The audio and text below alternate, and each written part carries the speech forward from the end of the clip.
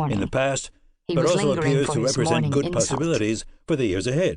Scylla never The Life lifted her Cycle eyes as Investment she put Guide, down her described brush and in very Part 4, deliberately picked up a gives hair individuals ribbon. of all age The groups Laphams couldn't specific afford such portfolio luxuries, but recommendations somehow for Scylla meeting their always financial managed to keep goals, her little including sister in hair advice ribbons. on how to invest in retirement. Very carefully, she began to tie the child's halo of pale What curls. is a random walk? She spoke to Izana in so A low random a walk. voice.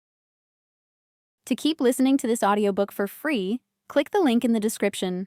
It will take you to a free Audible trial where you can listen to this and many other books for free for 30 days.